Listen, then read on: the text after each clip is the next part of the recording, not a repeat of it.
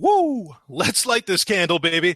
It is time for your June Q&A, Hangout Q&A. Boy, I have to actually, if you're seeing the video, of course, most people, I think, experience this in audio format, and I try to be very conscious of that.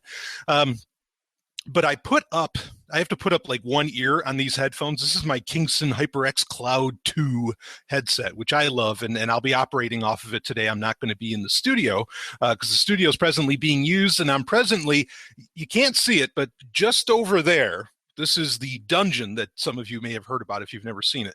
But just over there is where I'm actually building Studio 2, which I'm going to be doing all kinds of video from, all kinds of wild things. It's really going to be a great time. But anyway, so with this headset, when I have it over both ears, I can't hear anything else around me. Like, it really cancels out the noise. And I don't care for that.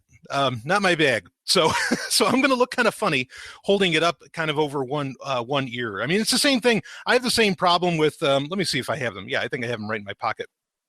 So like, I hate those in-ear headphones. You know what I'm talking about? Like, I have these. These are Creative Arvana Airs.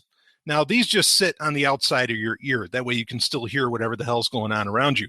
I don't know if it has anything to do with my military service or what, but I just cannot stand not being able to have at least some degree of oral awareness, situational awareness, and losing that. It's really a pain. But these are great, admittedly, if I'm on a flight or something, in the airport, whatever, yeah, it works. So so we already got some people rocking it in the live chat on YouTube. Of course, you are welcome. There's two ways to enter this while you're listening. If you saw the Patreon post that came out about an hour ago as of this recording, and this is being recorded on June 30th, 2017 at 4 p.m. Eastern, 1600 hours. If you saw that, there's the Hangout link, which can bring you right into the Hangout room if you want to, actually like interact or whatever. And you don't have to do that. In fact, nobody has to do that. That's fine. Or you have the option of just hanging out in the YouTube room. And I read, all the comments that happen in the YouTube chat, if you just want to be on the YouTube live room and just watch what's going on. So that's totally your call. Both links are provided on the Patreon post, and you can have at it. So anyway, all right. Let's see. I got a bunch of questions ahead of time, actually, to talk about. So I am going that some people messaged me with because they couldn't make the live event. So I'll start off with those. If you have questions in the live chat, go ahead and send them there, and I'll keep perusing through the live chat periodically. But yeah, this is actually, boy, what you're seeing behind me. Yeah, someone said there's an old monitor. That is a very old monitor. You don't even want to know. Also behind me is a whole bunch of other equipment. To the left, there's a ton of other tech equipment, but also you can't really see it, but there's actually a ton of workout equipment right around me. There's some of them here. Of course, if you're only on video and audio, this might seem very boring, but let me see if I can lift up this 50-pounder. With one arm. Yeah, there we go. Woo! Woo! Look at that. Yeah, baby. So all of these are things that I work out with on a regular basis. So you got kind of a preview of my little dungeon here that Stephanie and I happen to spend quite a bit of time in. So is it possible to get a tour of the dungeon? Not yet, but soon. Someone just asked that in the YouTube live chat. I will make that a reality at some point, but right now things are kind of a mess, post Pork Fest, all that stuff. So, I want to put my best foot forward, but anyway, you got to see some of it. So, okay. Let's get into some of the questions that were asked ahead of time. These are actually all coming from, so if you're a patron, I'm not really revealing anything here. If you're a Sovryn Tech patron, then really that's the only way generally the only way you're seeing this or hearing this. You already know who asked this because they asked it on the post that I posted earlier. So, and this is from Jim Jesus, who does, of course, the Lulberts podcast, a podcast that I actually very much enjoy. That's LOL Berts, BERTS. Anyway, they have MK Lords on a lot. And of course, I just think, MK Lords is, well, first off, I consider her a great friend, and second off, just one of the best people on planet Earth. So I always enjoy getting to listen to her when she's on. But Jim does his own stuff, and he does some great critiques of things that I really dig. So anyway, let's get into some of his questions here. And again, feel free to ask your own, in the YouTube live chat, and I will get to them. So let's see. Since I can't make it to this, referencing what we're doing right now, I'll ask my stupid questions here. Uh, Feel free to either litter them throughout the show or here and there or answer them all in one shot. What did you think of the new unique and its property translation? Okay, let's get to that one first. That one's kind of a more serious one. So overall, if you're wondering about what the unique and its property, what he's talking about here, that is, of course, the ego in its own. It's probably, well, I know it is. It's far better known by that title than it is any others.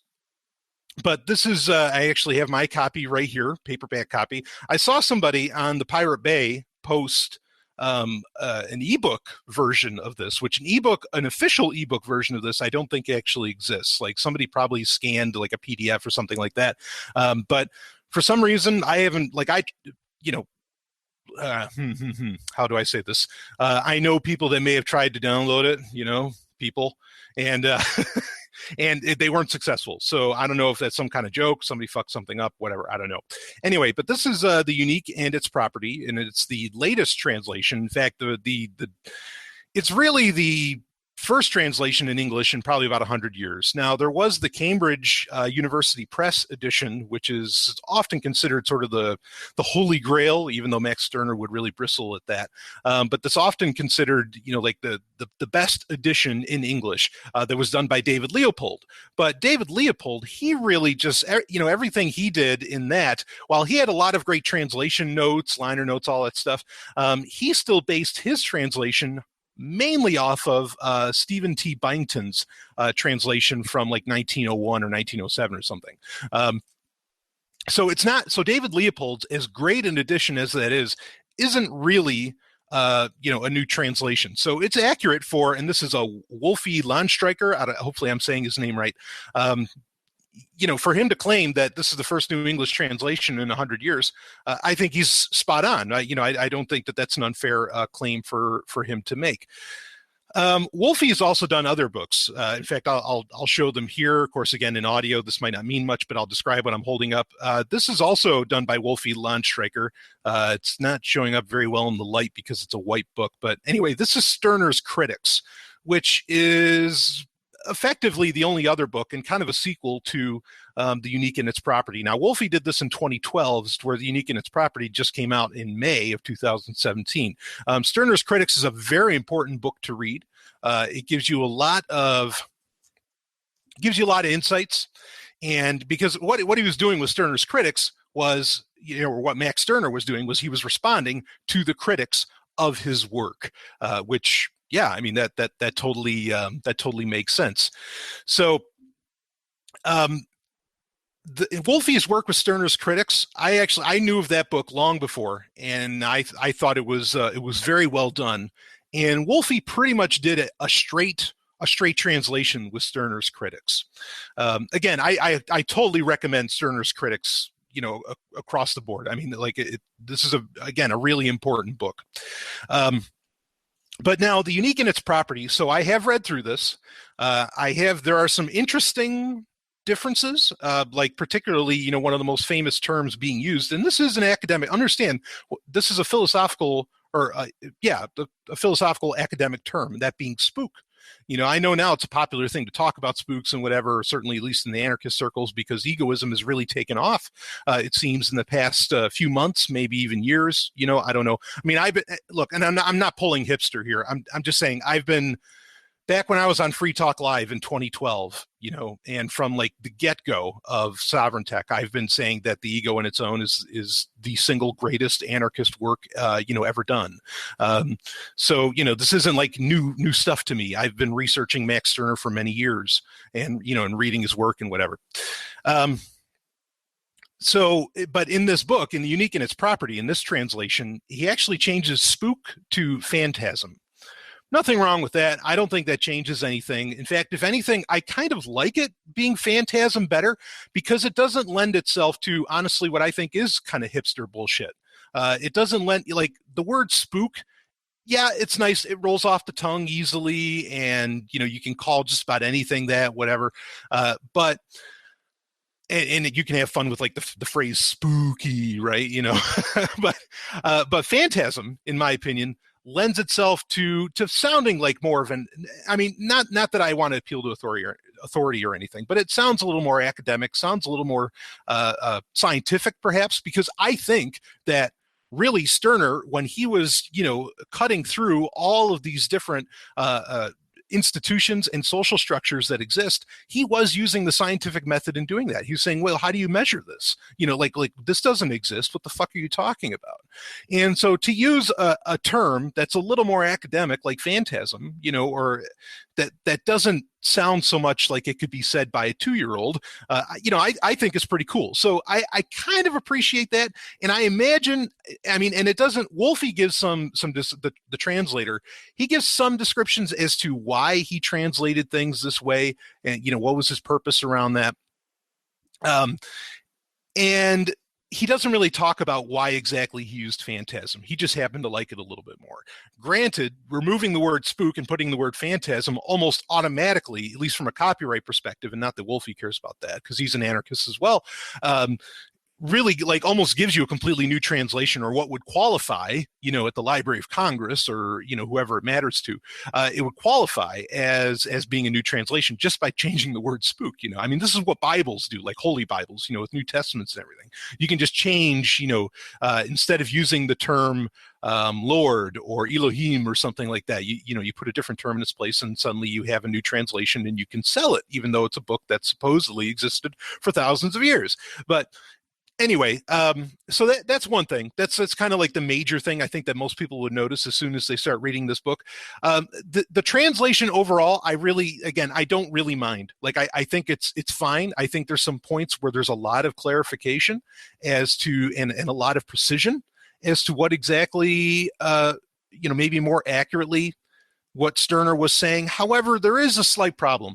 And if you haven't read this book yet, if you haven't read this edition, The Unique in Its Property, here's a recommendation. Do not, understand the difference between, or not the difference, but the use of phantasm in place of spook. Understand that. But do not read the introduction to this book before you read the book. Start right off with Stirner's first words and read Stirner first. Then read what Wolfe said as far as translation goes. And the reason I recommend that, and I at some point, maybe I can get Wolfe on for an interview or something, Wolfe being the translator, of course. He seems to have he has this opinion, and it is an opinion, okay? He has this opinion that Stirner, throughout the entire book, is really being a prankster. Like that he's joking around, that he's not serious, that what he's doing throughout the entire book isn't proving his own points, or for an example, okay, there's a point where, and I think I've talked about this in a Patreon episode. I think it was the Patreon episode I did where I visited Monticello, Thomas Jefferson's home, where Stirner describes that there were these 3 epochs. Okay, you have, and this is still in this book, but there's Wolfe has an interesting take on this. Okay, you have the first epoch, which is like the materialist epoch, like cave people, pretty much anything before the Greeks is his idea, meaning that everything was about survival. There was no looking inward on the human condition. It was, okay, I just got to do what it takes to survive. So all I care about is materialism and all this. Okay, which I would argue is actually a fair representation of humanity from, let's say, 10,000, 12,000 BCE, up to, well, maybe like 2000 BC or something like this. Okay. So that's fine. And then Stirner says that there's this kind of spiritual epoch, and it's this epoch where the Greeks come into play, Christianity comes into play. And what's happening is that humanity is starting, because the creature comforts are starting to be addressed. Okay. That humanity is starting to look inward and is able to explore the mental aspects of being a human. Okay. And so, the materialism, as in the physical aspects of being a human being, are being addressed and being handled. And now in the spiritual epoch, okay, you suddenly have, you can address the mental. Then he describes what both those epochs are really leading to for humanity. This is what Max Stirner is saying in The Ego in Its Own, or The Unique in Its Property, whatever title you're more comfortable with. And he calls it the egoist epoch. And this is where humanity finally comes to full fruition and understands that the individual is what really matters. Not even necessarily humanity, but the individual matters. And like I described on past Patreon episodes, and I have a YouTube video where I talk about egoism, and some very kind people have said that it's the best explanation of egoism they've ever heard. But, where the egoist epoch comes down to where humanity understands, or where individuals understand, the unique, in the case of Wolfie's translation, understands that the unique is the most important thing in the universe. And so is every other unique. Like, you are the most important thing in the universe, but then so are you. Like, so is everybody else. But like, as individuals, each of you has kind of equal worth just based upon your uniqueness, based upon your, being an individual. So the egoist epoch is when people finally realize that.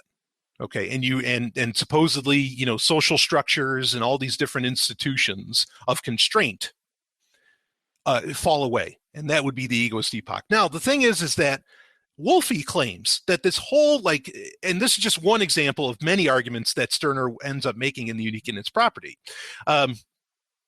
Wolfie claims that Stirner was really he was just using Hegelian tools, like logic tools, to show that you could use, you can prove that you could prove anything, okay, based upon whatever logical tools that you create. He was effectively saying that, or Wolfie is claiming that Stirner was claiming and showing off in The Unique in Its Property that no matter what kind of logic tools, what kind of grammar, whatever you end up using, you can use it to end up proving anything.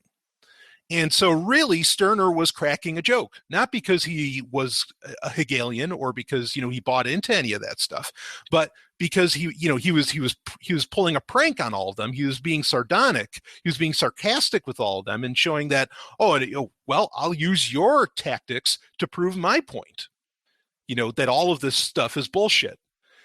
And I don't know that Stirner was always being that sarcastic. It seems like Wolfie's saying it was across the board, that there was barely a serious bone in Stirner's body. And I personally, I have a very hard time believing that. And no one else has really ever thought that way. David Leopold never brings that point to bear. There might have been a couple instances where maybe he says, oh, well, here's Stirner cracking a joke. But Wolfie is pretty much saying the entire book is a joke. That the entire book is pulling the legs of all philosophers. I think it's a book that definitely pulls the rug out underneath from all other philosophers. But I don't know that Stirner was really pulling everybody's legs. So I don't necessarily buy into that notion, but that doesn't mean it's a bad translation. But that's why I recommend, and again, understand, like Benjamin Tucker, who actually commissioned Stephen Byington to originally translate The Ego in Its Own into English back in whatever 1901 or whatever year that was. None of them ever took the book that way. They took it largely serious as a heart attack. So it's kind of strange for this new translation to come up, and then suddenly it's not just really a new translation, it's very much a new interpretation of what Stirner was ever saying. So that's kind of huge. And so I'm a little worried, and it's going to be interesting, to see how, as more people read this book, and I'm going to ask, I know a lot of people have been buying it, I'm going to ask them about it. I don't know, do you think that he was being that sarcastic? Because some of it makes such a great logical case, but well, anyway. So overall, the translation is just fine. David, I don't really see it as being that superior to David Leopold's edition, which granted you end up paying about double the price if you want a copy of David Leopold's Cambridge. Even if you got it as an ebook, it's still like $35, something like that. There used to be, I remember on Kick-Ass Torrents, somebody, I can't imagine who, was hosting copies of the PDF of it. But anyway, so yeah, the Unique in Its Property, still a great book. The translation is very good. I just don't know if I dig the interpretation. I don't know that I agree with that. And it's not to say that people haven't in the past gone back and tried to reinterpret what Stirner has said. In fact, here's another book. This is a book I've recommended outside of The Ego in Its Own. And I consider this I think this is a fascinating book, and it's all about the ego in its own. And it's actually trying to, and so here, I'll show it to you. Max Stirner's Dialectical Egoism, a new interpretation, not translation, but a new interpretation by John F. Welsh. Okay, and this book's just a few years old. This copy actually was given to me as a gift by someone at Porkfest years ago. Who he was at the time. I felt like, and I could be wrong, but at the time, he and I were like the only two egoists around. And we were ripping on people right and left at Porkfest. This was years ago, about contracts and everything, saying like, what the hell are you doing? It was really cool. But anyway, this book by John F. Welsh, this also does the same thing, where it's saying, well, this is really what Stirner was saying here and there. However, the beautiful thing that John F.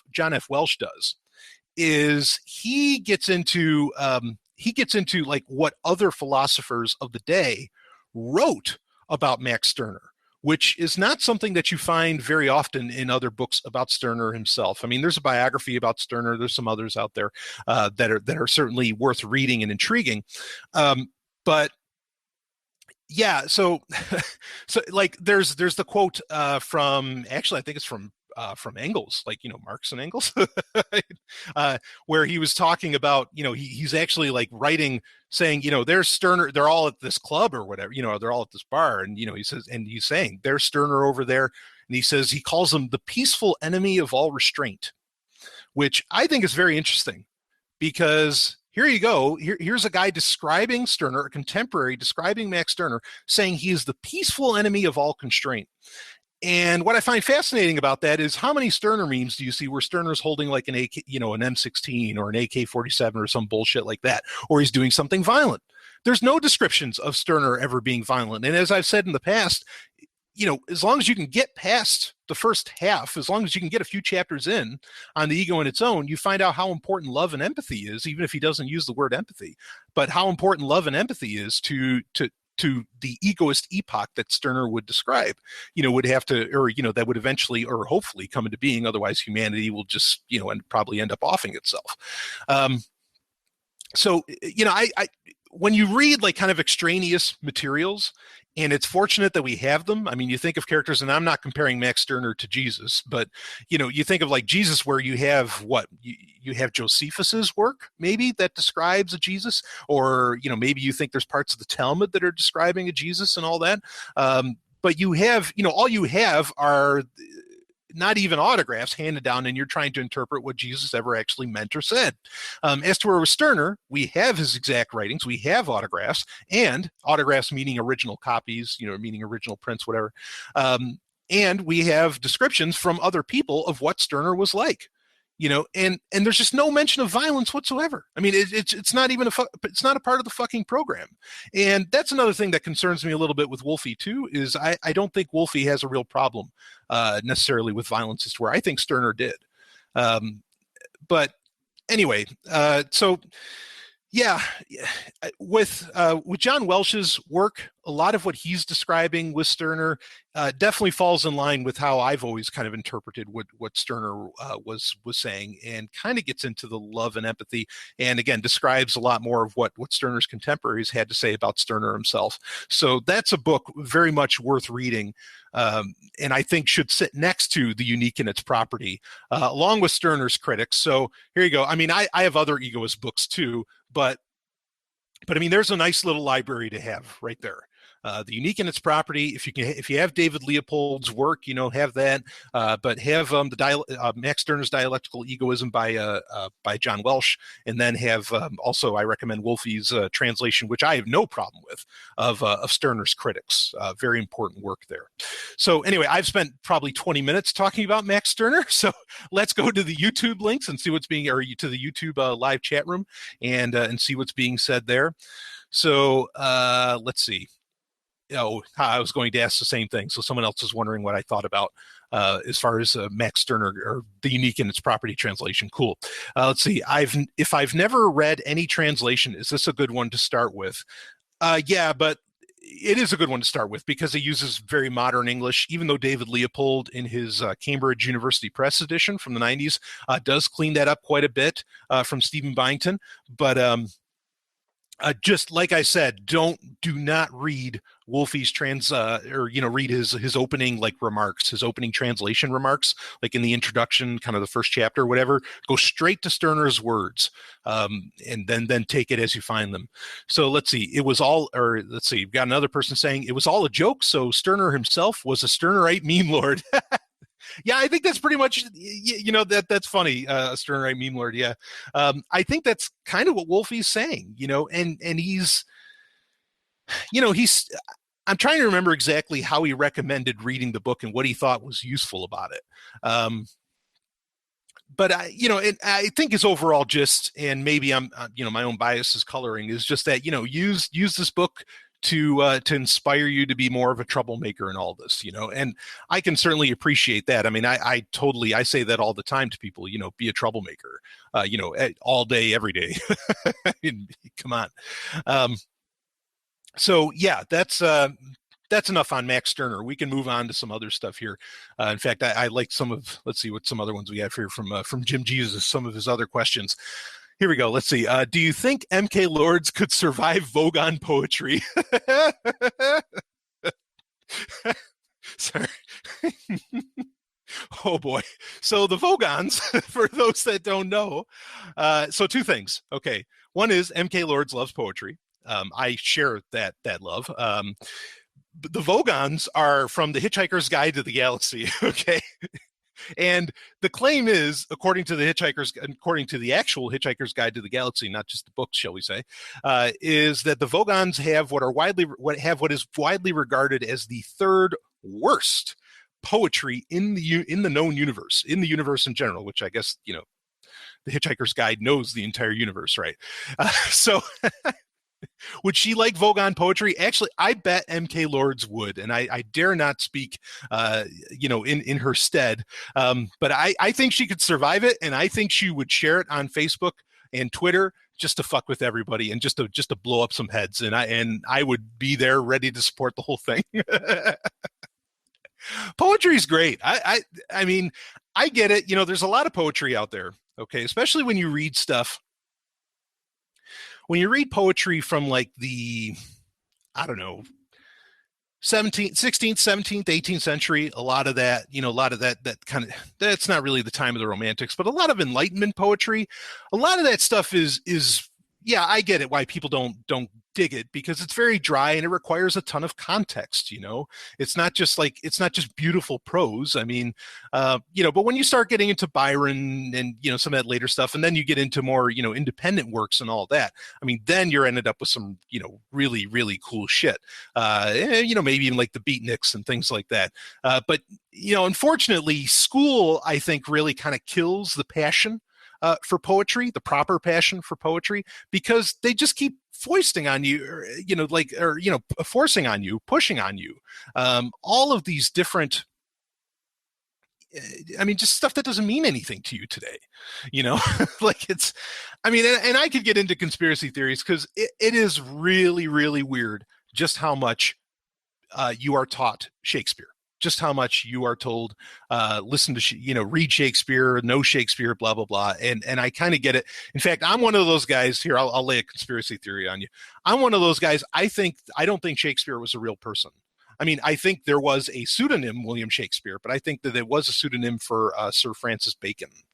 I just wholeheartedly, I think there's a lot of very interesting evidence for that. I think there's a lot of, reading Shakespeare, understand that what you read of Shakespeare today are often, speaking of translations, they're like translations from 200 years later. They're like cleaned up versions. And sometimes I wonder if those cleaned up versions are hiding all of the little bits of grammar that would show you, that would kind of prove that what you're really reading is Francis Bacon.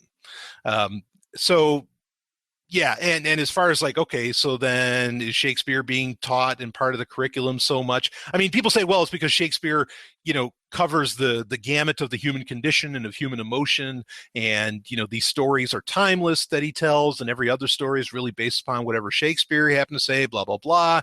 I don't agree with that, and I don't believe that. And in fact, I'll tell you why real quick. Because now that we're getting, this is something I experienced, over a decade ago when I used to go to Japan all the time.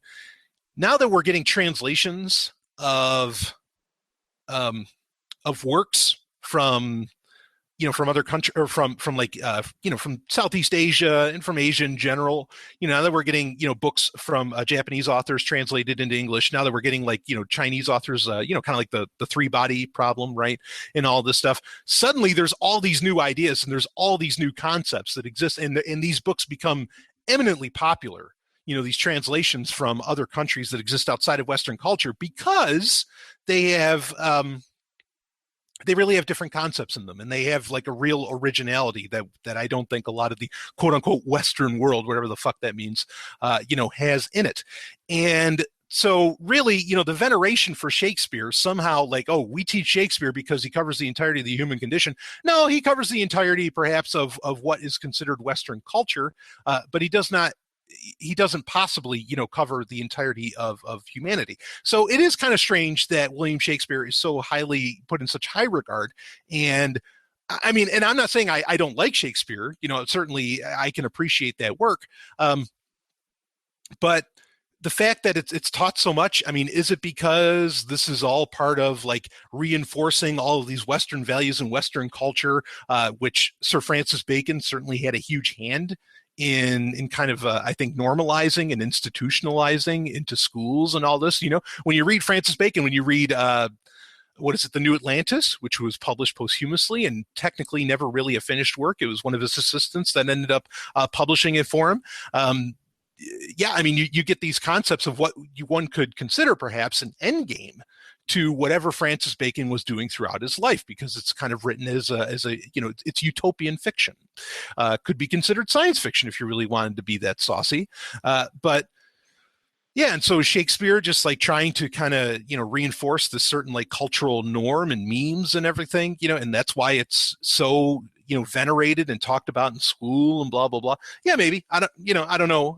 But I mean, that's just a theory out there. But I do believe that actually that Shakespeare is really just Sir Francis Bacon. So anyway, let's go on to some other questions here from Jim Jesus. He gave quite a few, and since nothing in the chat room at the moment, we'll just rock them. Let's see. What would you rather endure? Your top 3 favorite podcasts migrating to Blog Talk Radio, or another ska revival? Oh, hell. Okay. So Blog Talk Radio, for those that don't know, Blog Talk Radio is a website or a service really, that offers people, free hosting and whatever for their podcast and to do podcasts and radio shows. And it's very feature rich. And the reason that they can offer it all for free is because the quality of Blog Talk Radio is like AM radio quality. Like it's 8 kbps. I mean, it's so fucking low. It's so bad.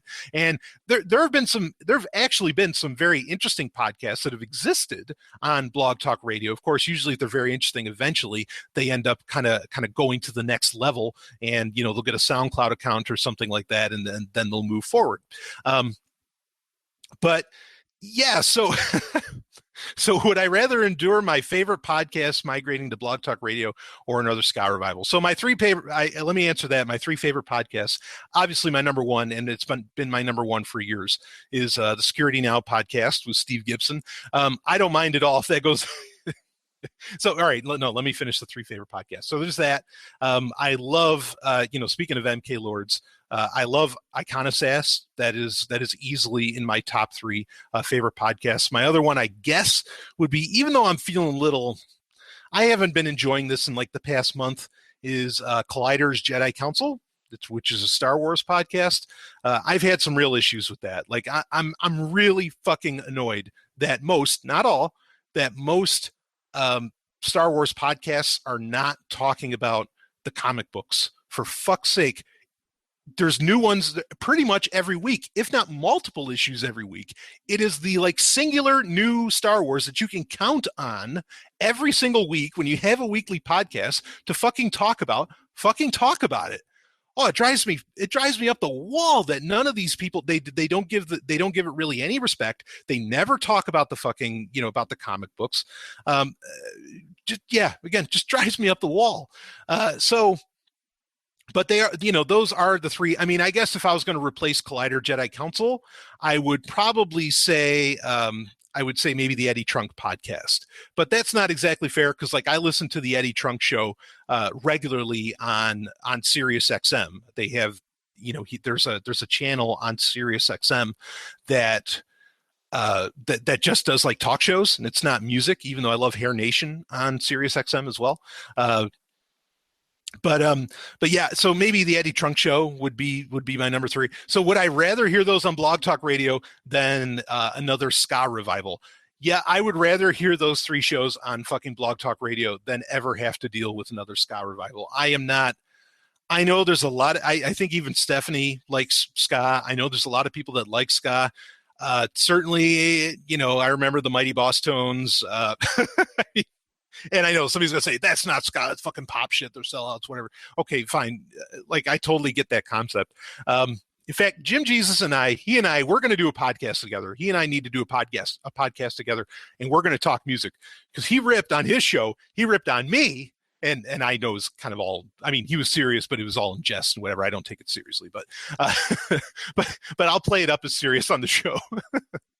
But, he rips on my taste in music. I don't know exactly if he's into ska, but oh, fuck. Like, I just can't do it, And I remember the first time I heard ska, and you could say, well, that's not ska either. Okay, fine. I get it. What was it? Back to the Beach, right? With Annette Funicello and Frankie Avalon, right? I love that movie. Pee Wee Herman was even in that. Holy shit. Yeah, that movie was wild. Anyway, from the 80s. So Back to the Beach. There's a point where they do ska there. Everybody's doing the ska, blah, blah, whatever. Not that colors my perception of ska. I know ska is considered by a lot of people to be kind of punk and everything. Yeah. Okay. I just can't do it. It's just not my scene. And granted, I mentioned her name a bunch of times already. I mean, MK Lords is really opening my eyes to a lot of musical vistas, and I'm appreciating those, and I'm enjoying the hell out of everything she's kind of showing me. I don't know if any of what she's shared with me has ended up being like ska, but yeah, I just can't fucking, I can't do it. So let's see. There's some stuff in the YouTube chat. Someone here says, I like ska. Okay, well, then you do. I mean, maybe there's some ska that I would end up liking, but oh fuck, like, so for me, like a lot of music that I like, and this isn't true across the board for all music that I like. I want to be able to fuck, honestly, either fuck or work out. Get physical to the music that I'm listening to, or it needs to tell me some kind of story that like I really, that I really dig. And I just don't know that ska's ever done that. And I've heard a ton of it, like on Puke and the Gang, like Andrew constantly plays fucking ska.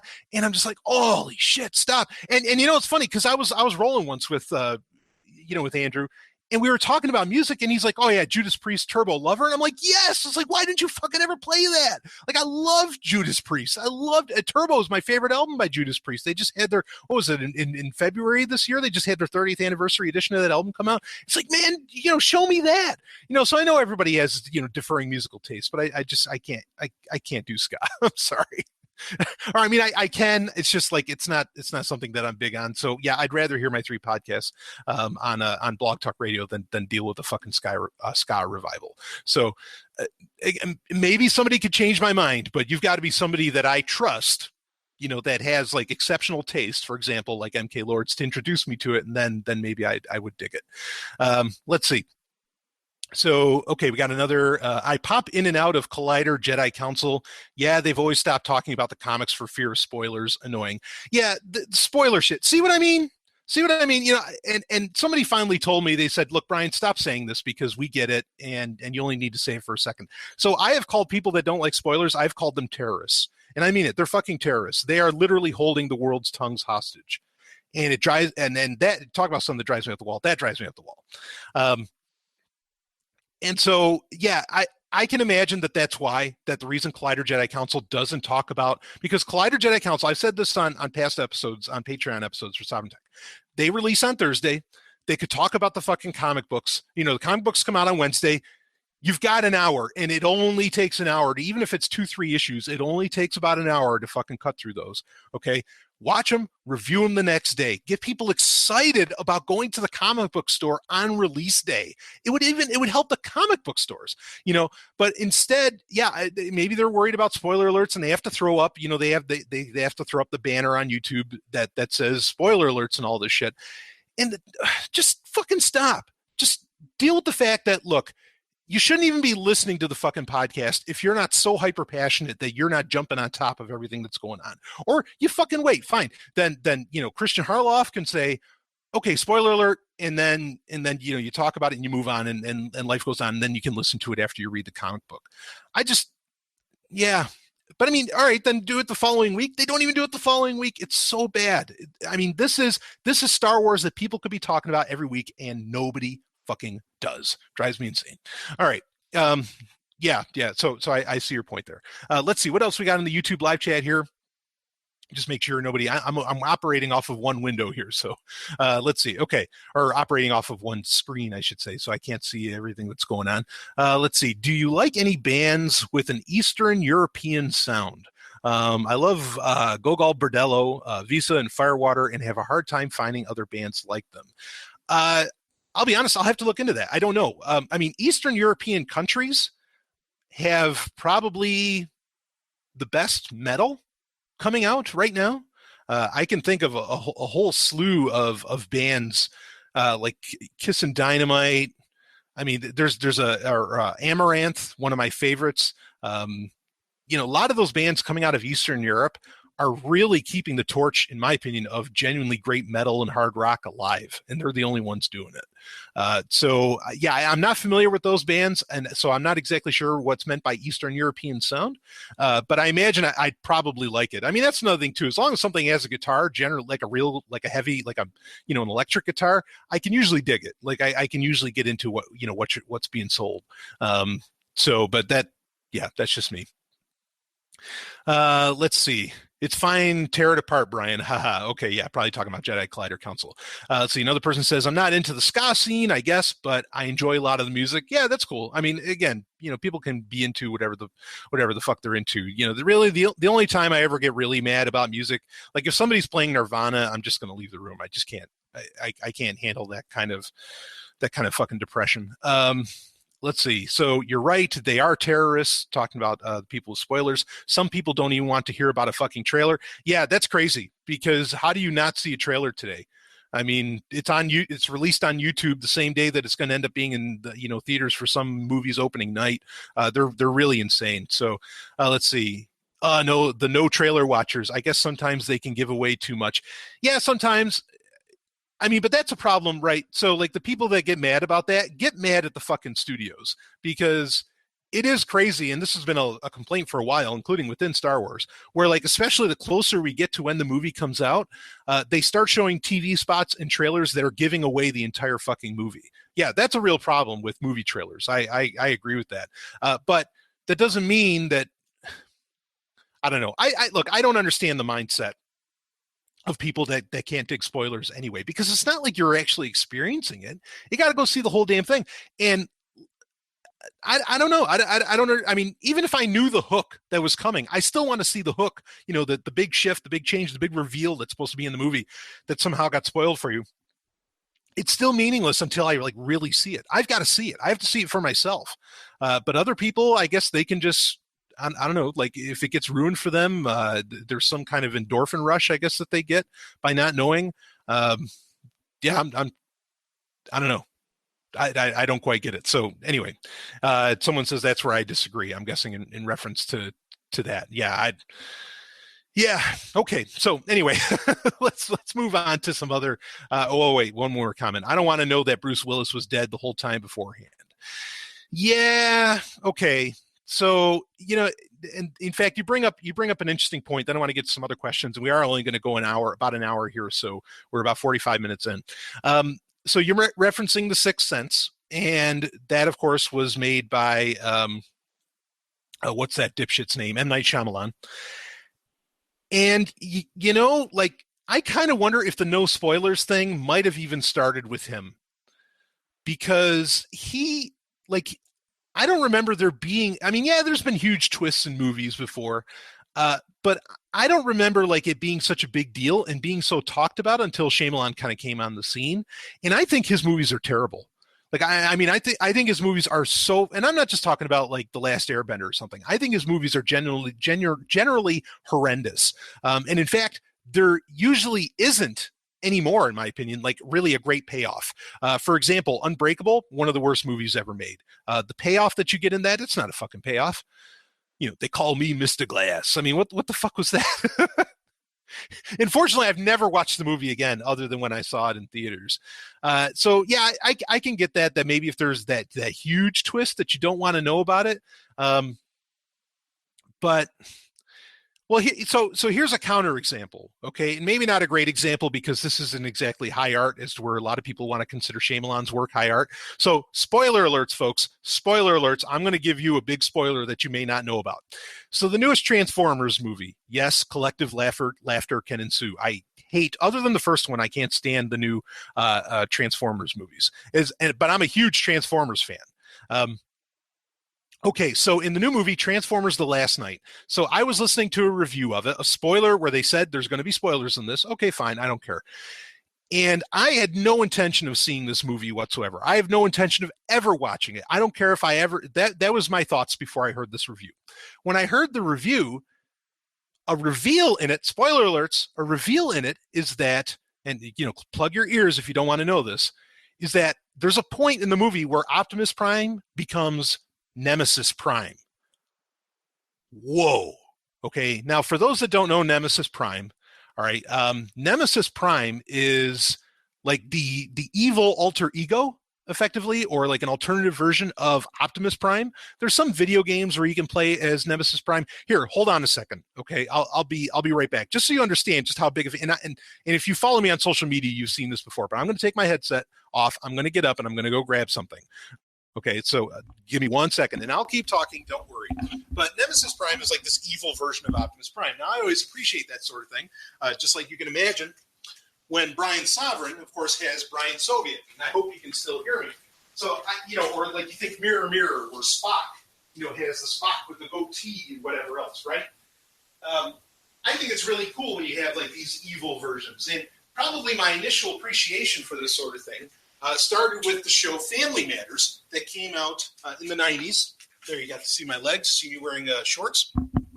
Anyway, the show Family Matters, where you had the character of Steve Urkel, who was this nerd character, and Steve Urkel would end up becoming Stefan, and like he would end up getting the gal and all this different stuff. And at the time, I thought that was like really cool. So I think that kind of started my obsession with alter egos and whatever else. So, but here's Nemesis Prime. Okay, you see, it looks just like Optimus Prime, but it's black. And this Funko toy, which there's only 1,000 of these, and I have one of them, came out, way before. Years before, it's from 2014. So, I mean, I think the last Transformers movie was coming out then. So Transformers The Last Night wasn't even a twinkle in the eye or a gleam in the eye of Michael Bay at the time. Okay, so Nemesis Prime is an old idea. But once I heard that, like, Nemesis Prime is in it, I was like, oh, shit, I want to go, now I kind of want to see this. Like, I want to see how they shape that up, and to hear Cullen, doing the voice for it and everything. I think that would be badass. So, yeah, I mean, I guess it depends on the movie, but there's a case where I would have never wanted to see a film until I got spoiled. Like, now that I know what's happening in it, now I want to see it. Like, that's really cool. Village was a great little movie. That's also by Shyamalan. Let's see. So I heard. Okay, so then someone says, Jake, well, there's people talking there. Someone felt the same way. Well, I heard the day of seeing the movie that he died. That's a bit different than a big twist being spoiled, though, talking about The Sixth Sense. Let's see. I agree. I was spoiled on The Sixth Sense ending, for example. I wouldn't want to be spoiled on the Fight Club twist either. Oh, boy.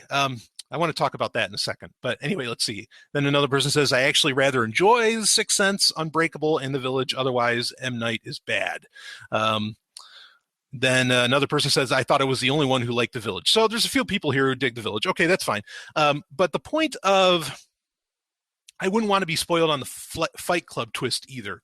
Okay, so here's another great example. Have we talked about any tech at all in this? I will get to some tech at least by the end, but this is a lot of fun. I'm having a good time with this. So, and I assume everybody else is having a great time. That's why they're interacting so much.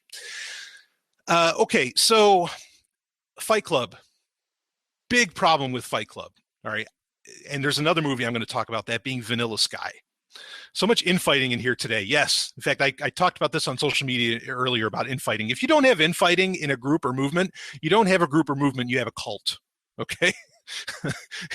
And anybody that wants to put a stop to infighting is probably trying to create a cult, and you should watch the fuck out for that kind of person.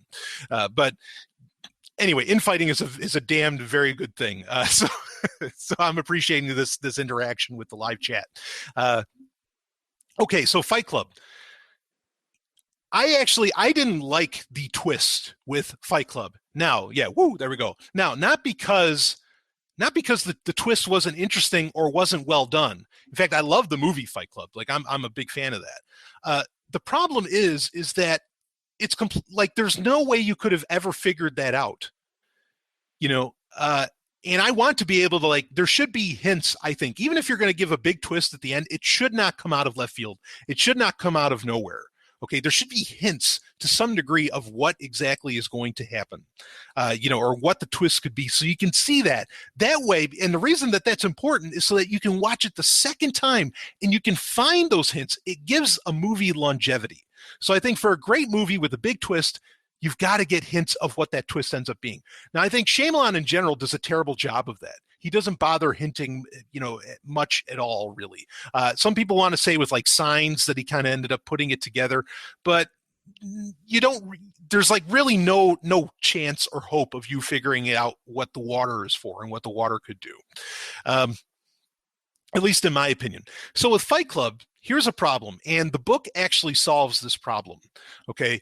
In Fight Club, there's the scene where Tyler and, Jack, right? That's what they call Ed Norton's character in it, is Jack, because he keeps saying, I am Jack's raging bioduct, right? There's a scene where they're driving away, like from the airport or whatever. Tyler is driving the car and Jack is sitting to the right of, sitting in the passenger seat next to him. Now, because of that scene, there is no way that you would think that Jack is anything other than a real person. Of course, spoiler alerts, folks. Jack and Tyler are the same person. It's just an alter ego, kind of the whole alter ego thing we're talking about here. And I think, and when I finally saw Fight Club and I saw the ending, I said, that's bullshit. How the fuck was he driving that car? Like you led on kind of the audience. You sort of lied, to the audience in a very real way. Now, there's nice little hints that David Fincher does, here and there, where like there's the cigarette burn versions, little blips of seeing Tyler at various points throughout like the first hour of the film, or the first 30 minutes of the film with Jack going around doing his thing. I mean, you get that, but there are entire, and yes, it's just a movie, I know, but there are entire logistical problems with Tyler being the same person as Jack. Now, in the novel by Chuck Palahniuk of Fight Club, that same scene, that driving scene where, Tyler says, just let go, and the car crashes, Tyler and Jack are in the back seat of the car. Tyler's not driving. He's in the back seat. And so that way in the book, it makes sense, because like then, oh, okay. And in fact, you even get sort of what you see in the movie where there's like the two henchmen, the two goons for Project Mayhem sitting in the back of the car. Okay. They're kind of looking at each other like, what the fuck's going on? Okay. Now in the movie, like you don't get it. You don't understand what exactly is happening. And then, Tyler or / Jack just lets go of the wheel. But in the book, you get the sense that the two goons, the two Project Mayhem guys, are wondering like, who's Tyler arguing with? Because they don't see the other person there. So it just, in the book, it makes a ton more sense. And it's a lot more, in my opinion, it's a lot more rewarding, because you actually get the opportunity to follow the logical progression of events that can lead you to, oh, Tyler and Jack are the same person. The movie doesn't let you do that. The movie throws you whole curveballs saying, no, that they're not the same person. And so I think that that's actually a huge problem. Like that it pisses me the fuck off. Now, the other movie is Vanilla Sky. Vanilla Sky has a twist at the end of it. Of course, Vanilla Sky with Tom Cruise, right? This is the movie that's all about lucid dreaming. In fact, maybe this movie created my whole aversion to the notion of lucid dreaming, which I know I've gotten a lot of email about that. People are like, oh no, lucid dreaming's a real thing, blah, blah, blah. So in the movie Vanilla Sky with Tom Cruise, the movie's been out for over 10 years. Okay, we shouldn't have to give spoiler alerts for that sort of thing. At the end of it, you find out that the reason that Tom Cruise's world is constantly screwing up and all this wacky shit is happening within it is because you find out that he has been frozen for however many hundreds of years, and that he's just lucid dreaming, and it's part of the programming, with him being cryogenically frozen. And then at the end of the movie, he wakes up. Okay, there is no you get really zero clues to that being a thing. And I think that's bullshit. Like I hate that movie. Even though the movie has a great soundtrack and has some other cool aspects to it, I think that's crazy because you don't know. Like you can never possibly expect that that's going to happen. Now maybe some people dig that sort of thing. I don't. I think that if you want to have fun with the audience, give them clues, give them hints, and you get like no hints that effectively this movie is really a science fiction film. So yeah, I think that's a failure. But anyway, okay, enough of the movie talk. At least from all that. Let's get to some other questions here from Jim Jesus. So let's see. If you needed to run to your car for something and had to entrust someone to watch over your stuff at the airport, including your PC, while you went back to the parking lot, who would you trust? Jeff Bezos, Larry Page, or the creepy dancing old man from the Six Flags commercials? Oh boy. Somehow I wonder if Jim is like, if that's like a really deep question there, and like he has a classification for each person within that. The person that I would probably trust would be Jeff Bezos, because Jeff Bezos sort of already owns the world and has everything, and I don't think he'd have any interest in my stuff. How's that for an answer? Okay, next question. There's one more here listed off. In 10 years, will brick and mortar stores still be a thing outside of food items? Now, that's a great question and something that I've talked about here and there. Okay, so will there be brick and mortar stores? There was a time early on in Sovryn Tech's history where I felt like, nah, like let the brick and mortar stores die. Fuck them. Who gives a shit? Like just let it end. And I feel a bit differently now for a couple of reasons. One is I want things to relocalize, and brick and mortar stores are a great way to stay local. The other is that, and there have been opportunities, I think, for a lot of different companies to jump in on this, and they're not. But the other is that I think that a brick and mortar store, more so than any website could ever possibly dream of doing, can really give you a sense of community, especially around niche things outside of certainly food items. For example, what I have been hoping for a long time and hasn't exactly happened. So I'm a gamer. Okay, I'm really big into video games. One of my favorite things to do that started to crop up and be a thing was that you would go to your local GameStop or whatever video game store, and you could buy a game at like midnight, and you would have what's called a midnight release party. Movies also do the same thing. Okay, like theaters also do the same thing, where there's like, either they'll release it at 7 p.m. or they'll release it at midnight that night so you can legally see it as soon as possible, right? So you would do these midnight releases for games. Now, that's not you can kind of get that sense and commune with people, or talk with people, interact with people online if you all kind of get this game at the same time or something. And there's certainly been like digital aspects of trying to get that excitement around starting to getting a game at midnight, like Steam, right? Steam will allow you to pre-install the game like a couple days ahead of time, but you can't play it until midnight that night or whatever their time frame is that it comes out. And I get that they're trying to do that, but really, like they just fail. Like they fail at that whole concept. So one of the things that I thought would have been really cool is GameStop, in fact, bought ThinkGeek. ThinkGeek is an online store that specializes in geeky shit, that specializes in people have seen me with it. I have my Starfleet hoodie, and all this different stuff, or even like the Funko Pop things that I showed you, whatever, they'll specialize in all of that. And I thought it would have been really, really, really fascinating if GameStop took ThinkGeek, put ThinkGeek products in their stores. I mean, they kind of do this, but take it to the next level and like really, really grasp onto this need for, like, have effectively mini conventions, okay, at GameStop. Like, make GameStop a permanent mini science fiction convention, or mini comic book convention, or geek convention, or gaming convention, or whatever.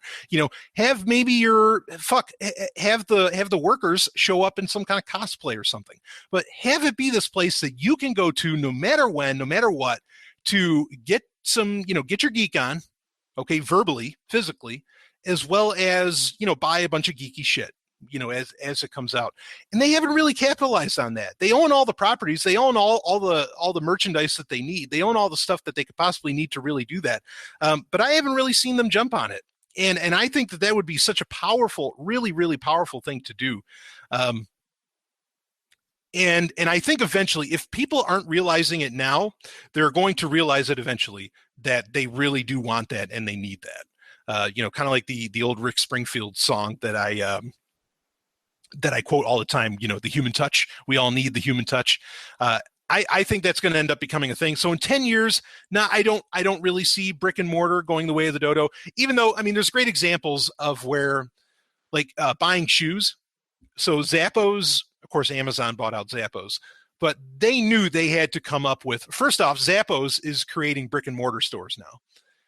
Second off, they knew that they needed to make a return policy. Like, the only way they could combat the going to the physical brick and mortar store and putting on physical shoes was by having a return policy that was like no questions asked.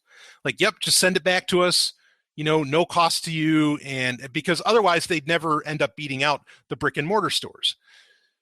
So, but again, I think that's either becoming a very costly strategy, and that's why things like Amazon buying out Zappos, or Amazon buying Whole Foods, or whatever else, or, Amazon making their own bookstores, with all this stuff happening, I think they're realizing, again, either A, it's too costly to not have brick and mortar stores somewhere, or, to some degree, or they're just realizing that there is this experience that in the next 10 years, and Bezos would think this long term. I mean, he really would. He would think in 10 years, people are going to end up in brick and mortar stores. We cannot rely solely on, on a website or something. So I think they know that eventually the wheel is going to turn, and that brick and mortar stores will end up, effectively coming back, or they'll do something like I theorize that ThinkGeek and GameStop should do, is create that mini convention center that people can always, go to. And do their thing. So anyway, boy, crazy thing. So I get all these notifications keep popping up on my desktop for like certain YouTube channels that I follow, and holy shit, is that distracting as fuck. Like, and I go to close them out, and they just end up staying there, and they keep coming back, and there's so many of them. It's fucking madness. In fact, one now just opened up. God damn you. So anyway, let's see what's in the YouTube live chat here. Is there still time to hop on the video? I'm going to be wrapping this up. But let's see, got a cue about sci-fi. All right, you know what? Yeah, come on. If you want to hop on the video, you can hop on it, and we'll go ahead, we'll go another 15 minutes or so. How about that? And that way it's over an hour. You get your over an hour content. So yeah, if you want to jump into the Hangout room, right now, go for it, and I'll take you on. And if it's a question about science fiction, who am I to not talk about science fiction? I think we got some tech in there. But I've never limited the Q&As, obviously, to just tech. You can talk about whatever the hell you want to talk about. We can talk about Sterner. We can talk about all that different shit. So, here we go. All right. We got Jacob looking good as always. How's it going?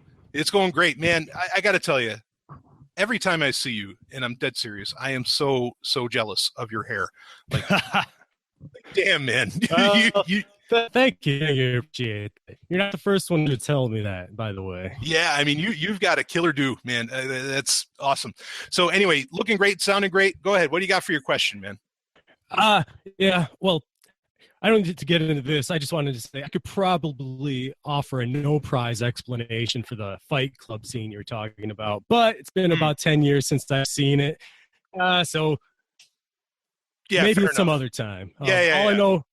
All I know is that it blew my mind when I was 18 years old. So No, yeah, I mean, it shocked me too, right? But I just like I feel like you didn't even give us a chance, like really, in my opinion, anyway. And after I read the book, I was even more mad, but because Palahniuk gives you the chance. David Fincher didn't even give anybody the chance to really like figure it out. But I hear you. You know what we should do? Sometime maybe I need to do like a Sovryn movie club. I think that would be a lot of fun. I've teased the notion of like doing commentary, of like releasing commentary tracks for movies, which I'm still open to doing that. And in fact, the only problem is it'd be kind of tough because like everybody would have to have the same version of the movie, the director's cut or whatever else. But anyway, go ahead with your question, Jacob, and then we'll wrap things up. Yeah. Speaking of mind blowing, when you were talking about Shakespeare, you mentioned the three body problem, and Man, I read that trilogy, or rather listened to it. But anyway, yeah, the whole thing was completely mind blowing. And have you read the trilogy? yes, yeah. I mean that is just an insane series. Like, and I'm not the only one. I was amazed. Apparently, Barack Obama read it. I mean, everybody's kind of jumped on this, and it's really quite the series. So, yeah, go ahead. Yeah. I mean, at the end of it, I was I was feeling some existential despair at the very end, but Yeah, right on. uh, I basically I just wanted to ask. I'm looking for some more sci-fi to read right now.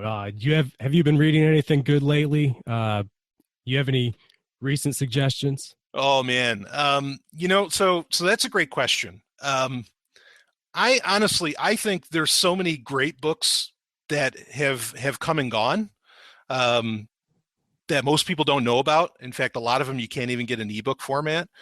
That usually when people ask me that question, and I do get asked it quite a bit, like I mean that's generally the direction I like to look. I don't necessarily look so much at the at the more modern stuff. Unless it's something where it's just so huge and it's kind of becoming a cultural phenomenon, kind of like the three body problem. So if you're open to some older recommendations, I mean, are you specifically looking for newer stuff, or like what's your time frame that you're looking for? Well, I was hoping for some new suggestions, but I missed out a lot on a lot of the classic stuff too. So Sure. I've got to, fill out my knowledge there as well. All right. So what I'm going to do here, I'm opening up my Audible app. Okay, and I'm going to look in that and let's see what we have here. How about Enchantress from the Stars? Have you heard of this book? No. Okay. All right. Well, I'm not going to describe that one in too much depth. Let's see. Let me see what else is beautiful here, because I know I've got some great shit. The Shore of Women by Pamela Sargent. So these are, and I'm looking through my Audible app because like these are ones I know that especially if you're into audiobooks or something, that you can check out. But The Shore of Women by Pamela Sargent. So this is a book from the 90s, and it's about this effectively planet that is completely run by women, where women are kind of the superior species, sort of like the Next Generation episode Angel One from the first season. And this is a wild book. Anything written by Pamela Sargent's amazing, but The Shore of Women is a phenomenal read. I won't. This is one case where I won't give away a whole lot of spoilers. Let's see what we got here. Oh boy. So have you ever heard of The Legend of Galactic Heroes? Doesn't sound familiar. Okay, so The Legend of Galactic Heroes, this is effectively for Japan. In fact, this is great because kind of what I was talking about, where we didn't get a lot of stuff over into America. This is a book series, and it's there's a manga, there's an anime series, and all that from Japan. It's considered the Japanese Star Wars, and it's full space opera. It originally started off though just as novels by Yoshiki Tanaka, and there's like 4 of them out right now, I think, and you can get the audiobooks at least for the first 3. And the 4th one I know at least is out in paperback, but they've just recently been translated into English. So this is for all intents and purposes, this is new. But this is really, really, really high drama, high space opera. And as far as like by the metrics, I'd probably give it a higher ranking than Star Wars as far as like what it can deliver and what it talks about and the severity of which it treats its issues. I mean, obviously, you know, Star Wars is still one of the greatest pieces of art ever, but yeah, the the Legend of Galactic Heroes. I keep wanting to call it the League because there's a league in it, but Legend of Galactic Heroes, that whole trilogy, or at least the first 3 books, is fantastic. And you know, hopefully, as more people buy this series, they will release more editions of it because it was questionable whether or not they were going to. They only like contracted for the first 3 books to get translated and put into English and everything. But you know, hopefully we can get the rest of them because there's like 12 books. It's a huge series, and in Japan, it's extremely popular. You know, I mean, people know the characters just like they know Luke Skywalker over there. So that's one to look into. Let's see, what else do I have here? I enjoyed, even though it's kind of a government shtick, William Shatner, of all people. I really enjoy his fiction works. He has a new series that he started called Zero G, which has nothing to do with Star Trek. Kind of a modern day with sort of a little bit of a breakaway civilization kind of thing inside of it, that I really dig that. His Quest for Tomorrow books are still some of my favorite books of all time, but those are from the 90s, and you can kind of have a hard time getting your hands on those. Let's see, what else do I have here? Well, I think that's a pretty good run of books. So I'll stand by those. How about that? All right, cool. Thanks. Yeah. So, yeah, great question, Jacob. I mean, how about you? Oh, I know you read, so you did a great write-up. I'll tell people about it here, and if I think of it, I'll link it in the show notes. You did a great write-up review of Cory Doctorow's, is it Walk Away? Yeah, that's right. Yeah. And this is something I still need to dig in pretty deep.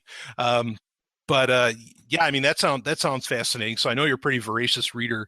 And yeah, I mean, I'll certainly recommend Doctorow's books, you know, across the board, even though some of his solutions that he comes up with in the end are really, really shit. But anyway. Yeah, so, well, I think we talked about this last one. Yeah, it's much better on Walk Away. Yeah. So anyway, yeah, no, I appreciate the question, Jacob. And you know, do you have any recommendations, anything hot that you've read recently besides Doctorow's works? No, I haven't. Not recently, really. You know, Sure. I read the whole Culture series last year, and that was phenomenal. Oh yeah. Definitely felt a sense of loss once I finished that, and didn't have a new one to dig into. Yeah. Like I said, I did the 3 Body Problem series earlier this year. Highly recommend that. Yeah. I don't know. It's been a while since I read it, but there's this series by this Finnish guy, Hannu Rajaniemi, I believe is how he pronounces it. It's the first one is called The Quantum Thief. Okay. And that's another like really mind-bending. They drop you right in without explanations of what the terms mean or anything. A lot of, you know, far future post-human stuff going on. That one is a definite recommendation. Okay. All right. Let's see. So, you know, I'm going to toss a couple more at you. And these are ones that other people recommended to me and that I started reading. And I was like, holy shit, that these are great. And these are genuinely like new. One is by a guy named Rick Brown, and it's RYK, Rick Brown. I don't know if you've heard of these. It's the Frontiers Saga. And the claims that I hear is that they're like, these books are better than Star Trek. Now, that's a bold fucking claim. But I've started reading the first one, and there's like a ton of these books. Like there's already, I don't know if Rick Brown just wrote them all ahead of time and he's releasing them slowly, but there's some odd like I don't know. I mean, and yeah, they're kind of shorter, but I mean, I think there's like 20 some odd books already out there now. So it's quite an investment into, into reading it. But the Frontier Saga, I've enjoyed so far. It does have like a Star Trek feel to it, which is okay. Like I don't mind that at all. The other one, and this one was a shock to me, like a real shock to me. And this is by a guy named Scott Sigler, which is The Rookie. Is the first book in the series, and you're going to hear, like, I don't know if have you heard about this, the Galactic Football League? Have you heard about these books? Yeah. I've never read anything of Sigler's, but yeah, I'm well aware of him. Oh, okay, all right, yeah. So I read The Rookie. I read the first one. I haven't read the rest of the series. Holy shit, was that that was surprisingly really good. And I would think it's like, oh, it's fucking sports. Why would I give a shit? But it actually ended up being like, I was really surprised just how good it is. And I'm going to be shocked if they don't make it into a movie at some point. But anyway, so yeah, the Frontier Saga, I definitely recommend that. So far, I've really enjoyed that. And people's, reviews that I've heard is that, especially once you get into much later books, like it just takes over your life as far as just how great it is. So I'll recommend that one, coming from people that I trust as well. So anyway, I think that's all I've got as far as book recommendations, but that's a great thing to do. I like doing book recommendations. Yeah. Cool. So, all right. Thanks, Jacob. And let's, I'm going to check on. Yeah, I want to just give a shout out to Chris in the chat. We met in person this past weekend at the Midwest Peace and Liberty Fest. So. Oh, fucking right. Okay. Oh, fantastic. Wow. I didn't. Yeah. So you two guys, I mean, I love all my patrons. You two guys are two of my, well, I've met you in person. I met you at the Midwest Fest, a few years ago. Yeah. But never had the chance to meet Chris in person, but that's so cool. I'm glad. I love it when everybody kind of gets to get together like that. And I imagine, you two probably met each other through the show, through Sovryn Tech somehow. Yeah. So. No, that's fantastic. Yeah, Chris is a great guy. I can definitely say that. Yeah, okay. Yeah, he says the hair. I knew you were going to say that. Anyway, cool. All right. Yeah, good deal, Jacob. So, all right. Go for it. That's all I've got. So, awesome. Yeah, just thanks for the Rex. Yeah, no problem, man. Anytime. So. All right, so we'll wrap this up. I think I got all Jim Jesus's questions, and we had a few inside the YouTube live chat, which is really nice. It's great to interact in that way. I know last time we did a Q&A, we had a bit of a problem with like everybody's audio being able to work and their video being able to work and everything. So certainly it was a lot smoother by just answering questions generally through the YouTube live chat. But Jacob got to come on, easy enough, and everything worked out there. So. Anyway, yeah, this is a lot of fun. This is good. We didn't get into too much tech, but that's okay. And I know a lot of people have been waiting to hear my review of the Unique and its property. So I was glad to be able to finally, get into that a bit, even though I would have eventually probably done a whole Patreon episode. And I may still do it where I get a little more nitty gritty. But again, I fully recommend this translation. I just don't know that I recommend the interpretation by the translator himself. So, but yeah, that's the nature of great books, is you can talk about them forever, So, all right, that's it for this week's or for this month's Q&A. Boy, it took to the last day of the month to get to it, but it's just been a crazy month. But I got past Porkfest. The Dark Android book is out there. Gotten a lot of very kind reviews about the Dark Android book. And, of course, if you want to get a copy of that, just go to darkandroid.info. I do have, I think, so tomorrow's episode of Sovryn Tech, I had one thing planned, and it looks like that plan's not exactly going to shape up. I was thinking about having a guest on, but that might not happen now. So, I'm going to have to just pick through the stories, and we'll come up with a fun show. At least I like to think I can guarantee that, because I normally I don't, I might open it up because I got some interesting hate mail in the past couple of weeks that I might talk about, where people were complaining about, and it wasn't even like, it's not like this where there's video. People were complaining about the fact that my girlfriend was stripping during the show, and I was like, what the fuck are you complaining about? Come on. And it's audio, like you don't even have to see anything. Or really, like the idea of just hearing that other people are stripping is like, oh, I could go on forever. but I'll save it. Maybe I'll save it for the episode, and I'll talk about it during the climax or something like that. Because I didn't get to, there's some things I'd planned for the climax. I didn't get to go see The Mummy due to scheduling, and that's unfortunate because I actually did want to see that movie. I've been intrigued by this whole Universal's whole dark universe. I think that's a really cool idea. Even though I know the reviews for The Mummy have been, generally bad, but yeah, so maybe I'll save some hate mail for the climax. We'll see how that goes. So anyway, that's it for this episode. Of course, it'll be released on on the Patreon feed as audio in just a few hours here. I think I'm going to get in a good workout and then have a protein shake and then then maybe have dinner finally. And I don't even know what the hell I'm going to do for that. So, I will see you on the other side.